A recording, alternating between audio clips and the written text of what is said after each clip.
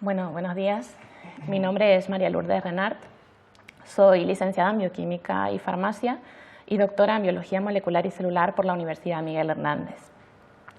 He desarrollado mi tesis doctoral en el programa de doctorado que ofrece el Instituto de Biología Molecular de esta universidad, bajo la dirección de los profesores José Manuel González Ros y Javier Gómez Pérez. El trabajo que les voy a presentar ahora, que se lleva por título Iones y fosfolípidos como efectores en la estructura y estabilidad del canal de potasio KCSA, corresponde en gran parte a mi trabajo de tesis doctoral y al trabajo de numerosos investigadores que han pasado y se encuentran todavía en nuestro laboratorio. A modo de introducción, recordar que la membrana celular, por su carácter hidrofóbico, es impermeable a iones y compuestos polares. De esta manera, la propiedad de permeabilidad selectiva de esta membrana es otorgada a través de la presencia de bombas y canales iónicos. Los canales iónicos son proteínas integrales de membrana involucradas en numerosos procesos fisiológicos como la transmisión de señales nerviosas, la percepción sensorial o la regulación de la presión sanguínea, y procesos fisiopatológicos que en conjunto fueron denominados canalopatías, es decir, aquellos procesos que tienen como origen la disfunción de un canal iónico.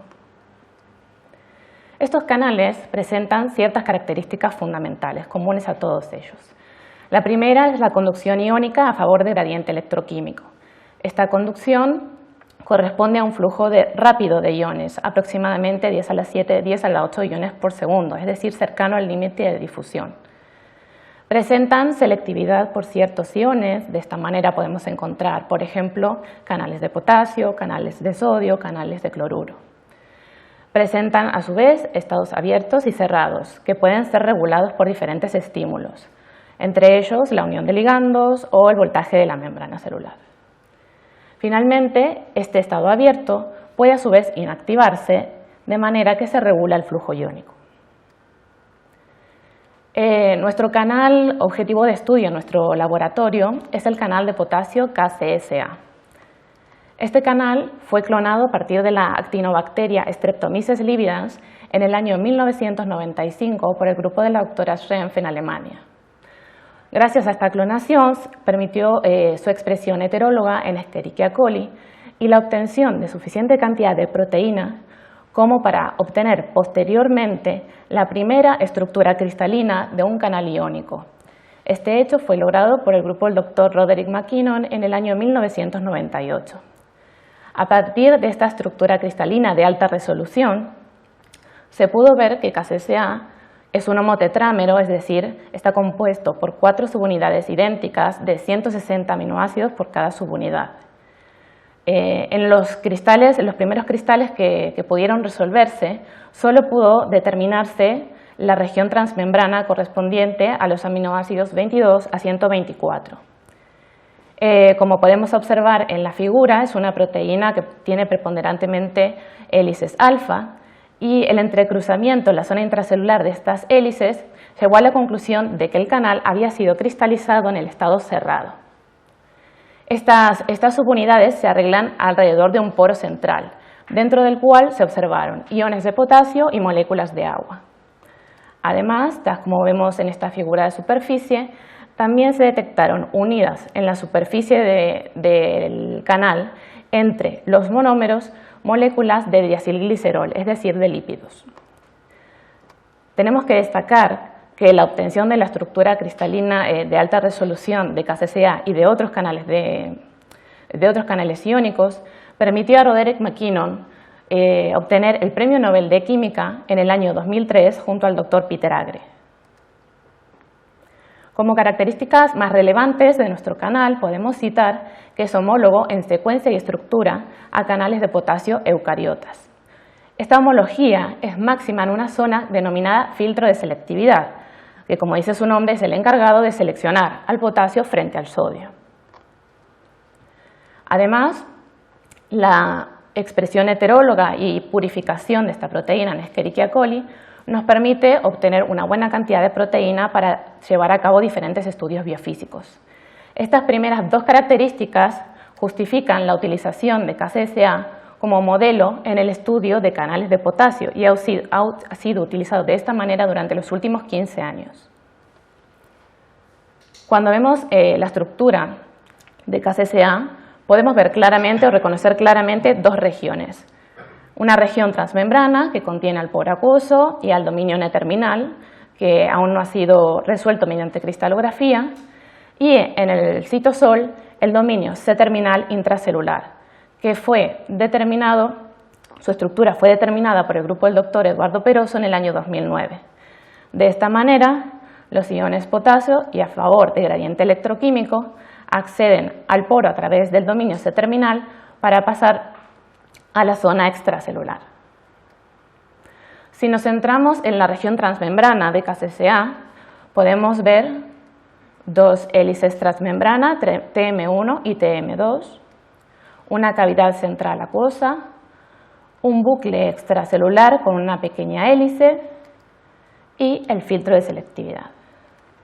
Si vemos en detalle este filtro de selectividad, podemos ver que está formado por los carbonilos de los aminoácidos que forman la denominada secuencia firma y delinean 4 sitios de unión a potasio denominados S1 a S4 desde extracelular a intracelular.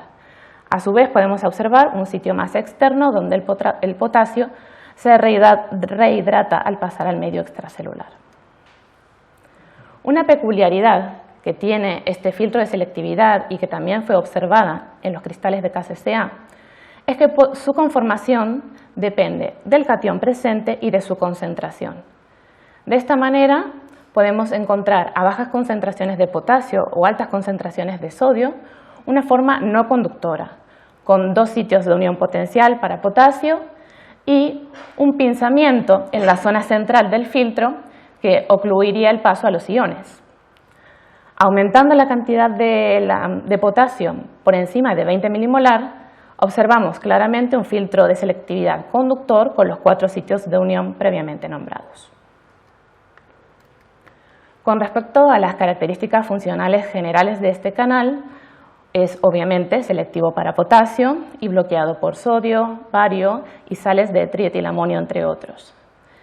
La medida de las corrientes iónicas en condiciones simétricas permite determinar una secuencia de permeabilidad, que de mayor a menor corresponde a potasio, rubidio, luego amonio, talio y finalmente los no conductores cesio, sodio y litio.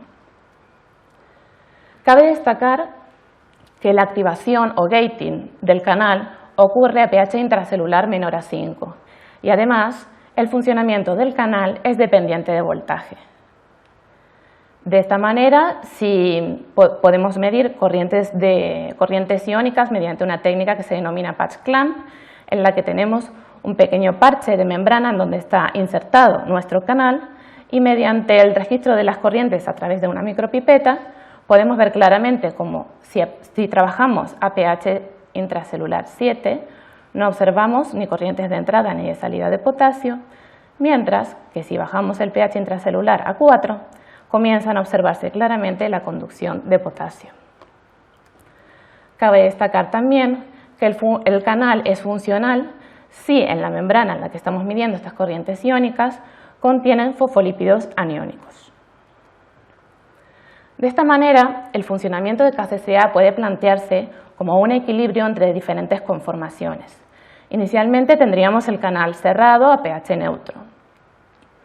En una bajada del pH intracelular promovería un cambio en el estado de ionización de ciertos aminoácidos clave para la apertura de esta puerta intracelular y formar de esta manera el estado abierto conductor.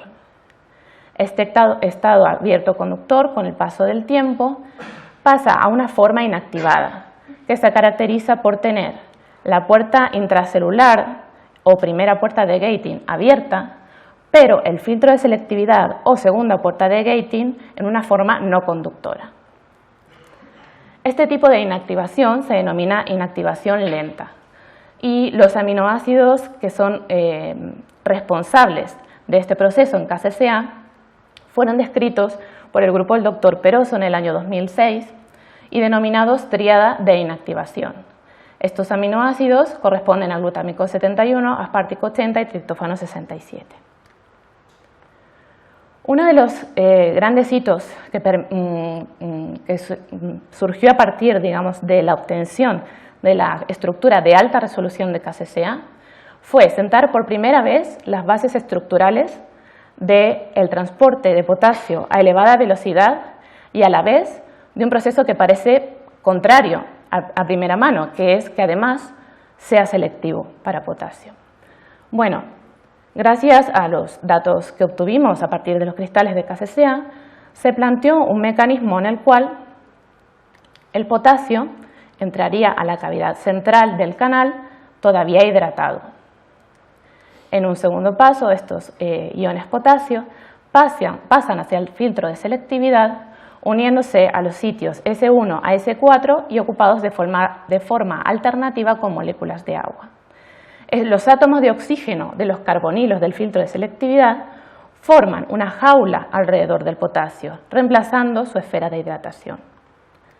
Y finalmente, es la repulsión electrostática que ocurre dentro del filtro entre los cationes potasio la fuerza que promovería la salida al exterior celular y su posterior rehidratación. Con respecto a la selectividad, inicialmente se planteó una hipótesis denominada snap fit, en donde se plantea una interacción apropiada entre el potasio y un filtro de selectividad rígido. Si observamos las características del ion potasio, vemos que tiene un radio atómico de 1,33 angstroms, con una esfera de hidratación que oscila entre 6 y 8 moléculas de agua. Pues bien, esta esfera de hidratación es perfectamente reemplazada por la interacción con los carbonilos de los aminoácidos que forman el filtro de selectividad, de tal manera que no hay penalización energética. Cuando observamos las características del sodio, este catión posee un radio atómico menor, 0,95 angstroms. Entonces, primero pensaríamos que en realidad sería mucho más fácil que el sodio permeara a través del poro. Y esto no es así, y este modelo explica de esta manera por qué. El sodio también presenta su esfera de hidratación, y al tener que ser reemplazada esa esfera en la interacción con el filtro de selectividad, esa interacción no es óptima, de tal manera que existe una penalización energética en este caso. En este esquema vemos claramente lo que plantea el modelo. El potasio encajaría de manera perfecta con nuestro filtro de selectividad rígido, mientras que el sodio no logra hacerlo. Teniendo en cuenta todas las características que hemos presentado hasta ahora del canal de potasio KCCA, nos planteamos como objetivos de investigación explorar la acción de iones permeantes y bloqueadores sobre la estructura y estabilidad de KCCA, profundizar en el conocimiento relativo a las bases estructurales de la conducción iónica, el bloqueo y procesos de inactivación mediante la utilización de mutantes puntuales de KCCA. Por otra parte, caracterizar el efecto de la unión de diferentes fosfolípidos sobre la estructura y estabilidad del canal, explorando posibles efectos alostéricos en la unión de iones y lípidos a KCCA y sus consecuencias sobre las propiedades funcionales del mismo. Los resultados que les voy a mostrar en este momento están centrados básicamente en la espectroscopía de fluorescencia y la estabilidad térmica de KCCA. El canal presenta por cada monómero 5 aminoácidos, 5 residuos triptófano. 2 de ellos, el 26 y el 113, ubicados en la boca intracelular del canal. Otros 2, el 67 y el 68, en la zona más extracelular pero cercana al filtro de selectividad. Y el triptófano 87 en la boca extracelular, interactuando un poco más con los lípidos de la membrana. Pues bien, ¿cuál es la ventaja de que KCCA posea estos triptófanos? En nuestro caso es que le otorga propiedades fluorescentes. La fluorescencia de los triptófanos es muy sensible al medio ambiente que rodea a este residuo fluorescente. De esta manera que la espectroscopía de fluorescencia nos dará información sobre posibles cambios en la estructura terciaria de la proteína. Si trabajamos con el canal silvestre, solubilizado en micelas de detergente dodesilmaltósido, podemos ver que si trabajamos en presencia de alta concentración de potasio, el espectro de emisión de fluorescencia intrínseca de KCCA se encuentra desplazado hacia longitudes de onda menores, es decir, hacia lo que se denomina un desplazamiento hacia el azul. Mientras que si trabajamos con el canal en presencia de altas concentraciones de sodio, sufre un desplazamiento este espectro hacia longitudes de onda mayores, es decir, un desplazamiento hacia el rojo. Este mismo efecto lo observamos cuando en vez de trabajar con el canal solubilizado en detergente, trabajamos con el canal reconstituido en membranas sintéticas denominadas liposomas. De esta manera, a través de estos experimentos, la conclusión que podemos sacar es que en presencia de sodio, los triptófanos se encuentran en un medio más polar, más hidrofílico. Estos cambios en el espectro de emisión de fluorescencia intrínseca de KCCA pueden ser cuantificados a través del parámetro lambda o centro de masas del espectro. Esta cuantificación nos permitió detectar que no solo potasio y sodio se unen a KCCA, sino que además compiten por la unión al canal. Si partimos en una situación en la que la proteína se encuentra a una baja concentración de sodio, es decir, aproximadamente 5 milimolar, y añadimos concentración creciente de sodio, no vemos cambios significativos en el espectro, es decir, el parámetro lambda no sufre cambios significativos. Mientras que, por el contrario, si añadimos una cantidad creciente de potasio, vemos claramente cómo el potasio va desplazando al sodio presente, desplazando el espectro hacia el azul y saturando su efecto. Planteando el experimento de manera contraria, partimos de una concentración inicial de potasio 5 milimolar y vemos que añadiendo concentraciones crecientes de cloruro sódico, este espectro se desplaza hacia el rojo. También tenemos que destacar que en el caso de partir de la proteína en potasio, necesitamos de más concentración de sodio para lograr este efecto de desplazamiento. Utilizando modelos matemáticos adecuados, logramos determinar las constantes de disociación para los complejos con potasio y con sodio, y de tal manera podemos concluir que cuando la proteína está en presencia de ambos iones, prefiere unir a potasio antes que sodio con una diferencia de 2 órdenes de magnitud. Muy bien, otra ventaja que tenemos en este caso con la diferente localización que tienen los triptófanos en la proteína es poder establecer qué zona de la proteína sería la que siente, digamos, la presencia de sodio o potasio en el poro. De esta manera desarrollamos mutantes en donde los triptófanos 26, 113 y 87 eran reemplazados por fenilalaninas y nos quedábamos con la información proveniente de los triptófanos más cercanos al filtro de selectividad, es decir, 67 y 68. ¿Qué pasó con estas mutantes? Que seguíamos observando el mismo efecto de desplazamiento hacia el azul en potasio y hacia el rojo en sodio. Y podíamos, en todos los casos, obtener curvas de titulación para poder determinar constantes de disociación. Es decir, que como conclusión del uso de estos mutantes, podemos decir que la zona cercana al filtro de selectividad es la principal responsable en sentir el cambio en la estructura terciaria del canal. Bien, hasta ahora hemos visto que dependiendo de la condición iónica que estemos utilizando, es decir, si tenemos un ion conductor como el potasio o un ion bloqueador como el sodio, existen ligeros cambios en la estructura del canal. Pero ¿de qué manera afectan estos cambios ligeros a la estabilidad de la proteína? Bien, en este caso decidimos utilizar la estabilidad térmica como parámetro de estabilidad y sometimos a desnaturalización térmica muestras de KCCA silvestre disuelta en detergente. La desnaturalización térmica de KCCA puede ser descrita a través de la transición irreversible entre un tetrámero plegado nativo hacia sus monómeros constituyentes de una manera parcialmente desplegada. En estos geles de proteínas de poliacrilamida en presencia de SDS podemos observar claramente la disociación del canal inducida por el aumento de la temperatura. Vemos cómo, en el caso de potasio, la especie tetramérica, marcada con una T, se disocia en sus monómeros a temperaturas superiores a los 90 grados centígrados, mientras que en presencia de 100 milimolar de sodio, esta disociación ocurre alrededor de los 70 grados centígrados, es decir, hay una diferencia de más de 20 grados de estabilidad trabajando con un ion conductor o un ion bloqueador. Una vez más, haciendo uso de la fluorescencia, también podemos monitorizar la desnaturalización térmica de nuestro canal. En este caso, vemos cómo varía la intensidad de fluorescencia a una longitud de onda adecuada en función del aumento de la temperatura. Y obtenemos curvas de forma sigmoidea, que corresponden también a la disociación de la forma tetramérica en sus monómeros constituyentes. Vemos claramente cómo esta estabilidad no solo depende de que haya potasio o sodio en el filtro, sino que depende de la concentración de cualquiera de estos dos iones. Mediante ajustes matemáticos apropiados podemos determinar la temperatura media de la desnaturalización térmica del canal o TM. Pues bien, ¿qué pasa si vemos la manera en que varía este parámetro, la TM o temperatura media de desnaturalización térmica, en función de la concentración de catión? En este caso, el experimento consiste en añadir o bien concentraciones crecientes de sodio o bien concentraciones crecientes de potasio.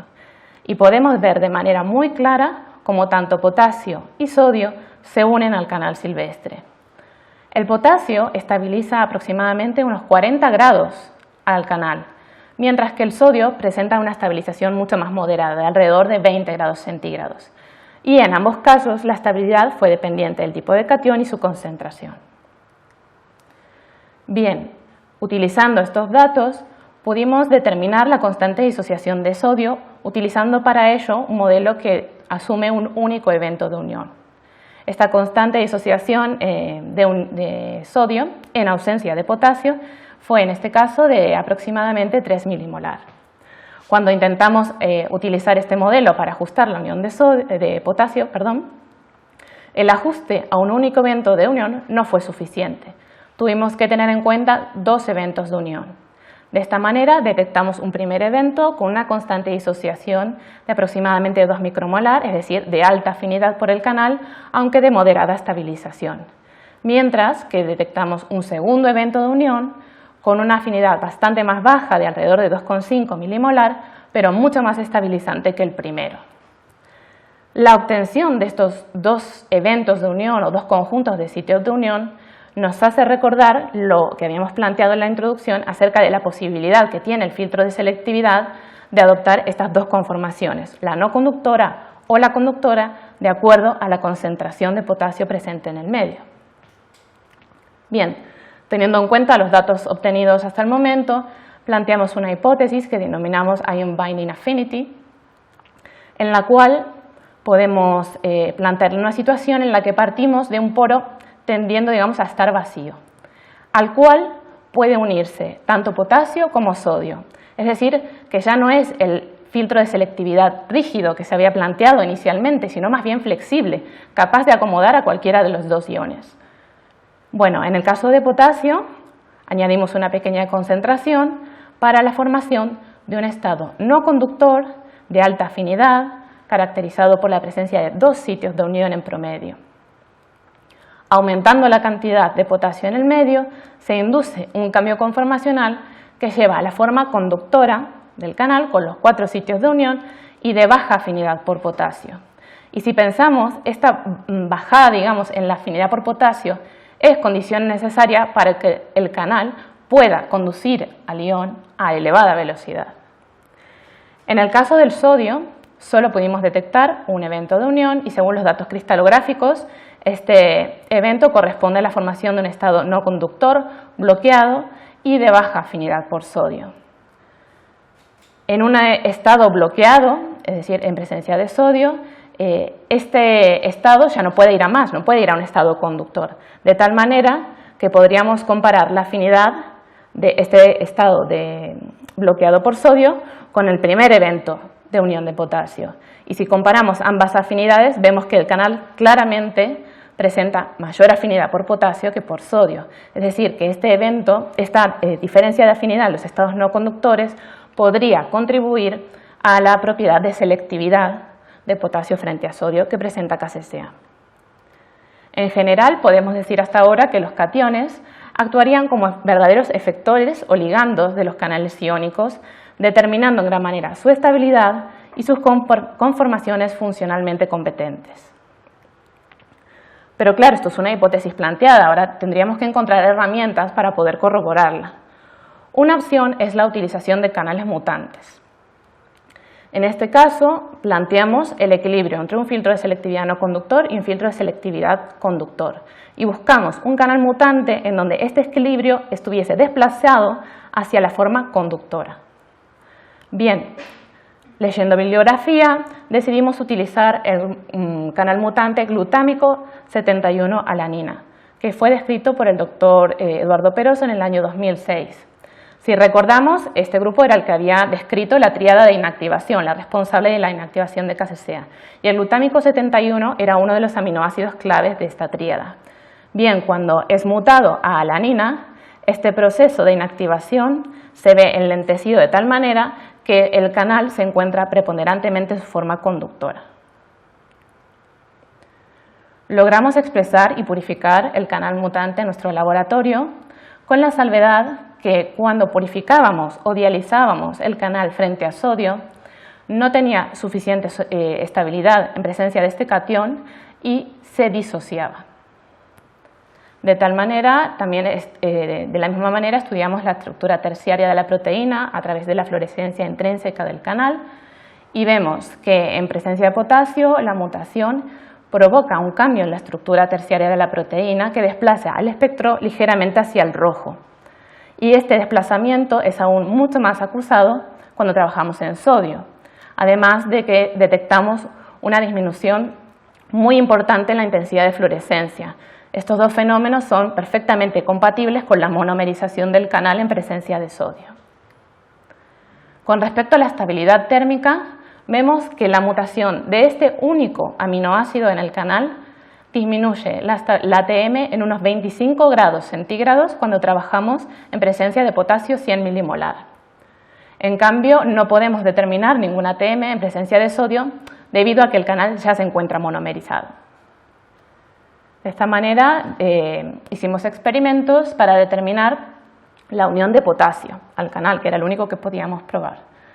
En la diapositiva de la izquierda vemos claramente cómo en todo el rango de concentración de potasio ensayada, el canal siempre presentó menor estabilidad térmica. Y cuando realizamos los ajustes apropiados, solo detectamos un conjunto de sitios de unión, ampliamente estabilizante entre unos 20 y 30 grados centígrados, con una constante disociación en el rango milimolar que nos hace recordar de manera perfecta al segundo evento de unión que detectábamos en el canal silvestre y que habíamos relacionado con un filtro de selectividad conductor. Por debajo de una concentración de potasio por debajo de 1 milimolar, no pudimos detectar ninguna temperatura de transición debido a que a concentraciones bajas de potasio el primer evento también desaparece y el canal monomeriza. Bueno, ¿qué consecuencias entonces podríamos describir sobre la función en este canal? Para ello hemos reconstituido KCCA71A en vesículas de azolectina y hemos realizado experimentos de patch clamp o de parche escindido en configuración inside out. A modo de esquema tenemos la micropipeta, nuestro parchecito de membrana, nuestros canalitos insertados y si trabajamos en condiciones simétricas, es decir, con potasio 100 milimolar dentro y fuera de la pipeta, lo que observamos son corrientes de entrada y de salida de potasio y el canal conduce con una probabilidad de apertura cercana a 1, muy al contrario que lo que observamos en el canal silvestre, cuya probabilidad de apertura es de 0,1. Cuando reemplazamos el potasio de dentro de la pipeta por sodio 100 milimolar, lo que podemos observar es que, primeramente, no se observan corrientes de entrada de sodio. Se mantiene el bloqueo por sodio intracelular. Y el potencial de inversión a través de la curva de intensidad-voltaje nos indica que en KCCA E71A la selectividad por potasio está mantenida. ¿Cómo compatibilizamos los resultados obtenidos con nuestro modelo? Bien, si tenemos en cuenta los resultados obtenidos en DDM, el primer evento de unión de potasio y el evento de conducción de sodio desaparecen a través de la mutación y solamente podemos detectar el evento conductor de baja afinidad. Es decir, que la presencia de un evento de unión de baja afinidad y altamente estabilizante es compatible con la preponderancia de la conformación conductora en KCCA E71A. Ahora, por contrapartida, y si recordábamos el equilibrio inicial que habíamos planteado, lo que queríamos era obtener un canal mutante en donde el filtro de selectividad estuviera mayormente en la forma no conductora. Revisando nuevamente la bibliografía, decidimos escoger el mutante metionina 96-valina, descrito por el grupo del Dr. McKinnon en el año 2007, en el cual se observó en los cristales que a pesar de trabajar a concentraciones de potasio tales como 300 milimolar, el filtro de selectividad permanecía siempre en la forma no conductora. Bien, como características a resaltar, les muestro la estabilidad térmica determinada a concentración de 100 milimolar de potasio o sodio. En 100 milimolar de potasio se determinó una bajada en la estabilidad de la proteína M96V con respecto a la proteína silvestre, mientras que por el contrario, en sodio hay un aumento de la estabilidad, es decir, que finalmente lo que tenemos es que tanto en sodio como en potasio la proteína se parece mucho más que lo que obteníamos en la proteína wild type, en la proteína silvestre, ya que en un caso obteníamos una diferencia de más de 20 grados en la estabilidad y en este caso al mutar la metionina 96 solo tenemos una diferencia de 7 grados en la estabilidad. ¿Cómo podemos explicar esto? Bueno, tenemos que analizar la unión de los iones. Primeramente, analizamos la unión de potasio AKCCA M96V. Detectamos dos eventos de unión, al igual que en el canal silvestre. Pero la mayor diferencia es que el segundo evento de unión es muy poco estabilizante y la afinidad ha disminuido notoriamente. Una cosa muy curiosa surgió cuando analizamos la unión de sodio. Primeramente porque la proteína mutante M96V siempre mostró mayor estabilidad que el canal silvestre en todo el rango de concentraciones ensayada. Pero cuando hicimos el ajuste matemático, no pudimos ajustar los resultados teniendo en cuenta un único evento de unión, sino que necesitamos de dos conjuntos de sitios de unión para poder describir la unión de sodio. El primero es muy similar al del canal silvestre, una constante de disociación de aproximadamente 3-4 milimolar. El segundo, que no existe en el canal silvestre, está caracterizado por una ligera estabilización del canal y una muy baja estabilidad por sodio. Entonces, partiendo de estos resultados, dijimos, es más, nuestro modelo indica que si existen dos eventos de unión, entonces el canal primeramente debería conducir. Y si detecto esos dos eventos de unión, tanto potasio como en sodio, debería conducir tanto potasio como sodio. Bueno, pues vamos a hacer los experimentos de función utilizando nuevamente la técnica de patch clamp. Cuando trabajamos en condiciones simétricas de potasio, vemos que el canal todavía es capaz de conducir potasio. Pero ¿qué pasa? La inactivación es 4 veces más rápida que en el canal silvestre. De tal manera que sí es verdad que el equilibrio está desplazado hacia una forma no conductora, pero eso no quita de que en algún momento el canal pueda conducir. Lo que pasa es que entra de manera muy rápida en el estado inactivado. Ahora trabajamos en concentraciones simétricas de sodio. ¿Y qué pasa? Si detectamos tantos corrientes de entrada como de salidas de sodio, también con una probabilidad de apertura muy pequeña y una activación muy rápida. Es decir, que efectivamente, y tal como predecía el modelo, existe una pérdida de selectividad de potasio. Y esta pérdida de selectividad de potasio frente a sodio podemos explicarla a través de la aparición de un evento o de una conformación conductora de baja afinidad en el caso del sodio. Bien, hasta ahora estos experimentos los hemos hecho siempre con la proteína solubilizada en el detergente de trabajo, en el dodecilmaltóxido, pero nos planteamos también evaluar el efecto de los lípidos como cofactores, es decir, a través de un sistema de micelas mixtas, de tal manera de poder responder a estas dos preguntas. ¿Los lípidos afectarán de alguna manera la unión de los iones o modificarán de alguna manera la conformación del filtro de selectividad?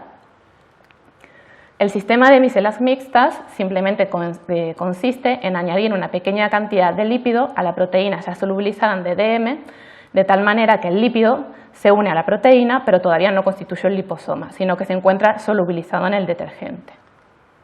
Los fosfolípidos ensayados en el sistema de micelas mixtas correspondían a lípidos aniónicos, derivados del fosfatilglicerol y del ácido fosfatídico, y lípidos suiteriónicos, derivados de la fosfatildanolamina y de la fosfatidilcolina. Bien, Echamos mano nuevamente de nuestro sistema de desnaturalización térmica de KCCA y vemos cómo, con respecto al control en DDM, todos los lípidos suiteriónicos ensayados aumentaban ligeramente la estabilidad del canal, mientras que este efecto era mucho más marcado para los lípidos aniónicos. Además, este efecto de estabilización fue claramente dependiente de concentración para cada uno de los fosfolípidos ensayados, pero podemos ver claramente cómo los aniónicos, en este caso PGs y PAs, estabilizan aproximadamente unos 20 grados centígrados al canal en presencia de sodio 100 milimolar. Bien, en colaboración con el doctor Gregorio Ballester de nuestro instituto, se desarrolló un modelo basado en datos cristalográficos y docking local para poder intentar explicar de qué manera interaccionarían específicamente los lípidos aniónicos con el canal, otorgándole a su vez una mayor estabilización. Bien, en base a este modelo, las argininas 89 y 64 de KCCA serían las claves en la interacción con la cabeza polar del fosfolípido. Y existen otros residuos que, a través de la interacción de la cola hidrofóbica del fosfolípido con estos residuos, estabilizarían también a la proteína. Bien, nosotros queríamos entonces determinar si de alguna manera los lípidos actuando como cofactores podrían modificarnos la unión de sodio y potasio. Para ello, en este caso, les voy a mostrar los resultados obtenidos en micelas mixtas de DDM y dioleíl-fosfatilicerol. Si vemos la unión de sodio, obviamente podemos ver que en el caso de la micela mixta de DDM-DOPG existe un aumento de estabilidad en todas las concentraciones ensayadas de sodio. Y podemos determinar la unión de sodio mediante un evento de unión. De esta manera, la presencia de 0,2 milimolar de DOPG en general aumenta la estabilidad térmica del canal. Lo podemos describir la unión de sodio a través de un único evento de unión, pero existe un aumento de la afinidad por el catión de 2 veces. ¿Qué pasa cuando realizamos los experimentos en presencia de potasio? Podemos evidentemente detectar un aumento de la estabilidad per se provocado por la unión de DOPG a KCCA. Seguimos detectando 2 eventos de unión de potasio, pero ¿qué pasa? Cuando analizamos la constante de afinidad para el segundo evento de unión de potasio, el aumento de afinidad por este catión no es de 2 veces, como la que habíamos detectado en sodio, sino de 40 veces, lo cual nos estaría indicando un posible efecto alostérico del lípido negativo sobre el filtro de selectividad y su interacción con el catión conductor. A modo de resumen y conclusiones del trabajo, podemos decir que los iones y los lípidos actúan como verdaderos efectores del canal, tanto favoreciendo o desfavoreciendo una determinada conformación, como reforzando la interacción entre subunidades y de esa manera aumentando su estabilidad. Con respecto a la unión de potasio, debemos decir que el equilibrio entre conformaciones con diferente afinidad es necesario para que coexistan 2 propiedades en principio contradictorias, como son la permeabilidad, es decir, la conducción iónica a alta velocidad, y la selectividad de potasio frente a sodio. Y con respecto a la unión del lípido aniónico a KCCA, tendríamos que seguir investigando un posible efecto alostérico sobre la interacción en un filtro de selectividad conductor. Bien, por último, agradecer a todos los componentes del laboratorio del Dr. José Manuel González Ros, a todos nuestros colaboradores, al apoyo técnico que hemos tenido, a todas las entidades que nos han financiado durante estos años y a ustedes por su atención. Gracias.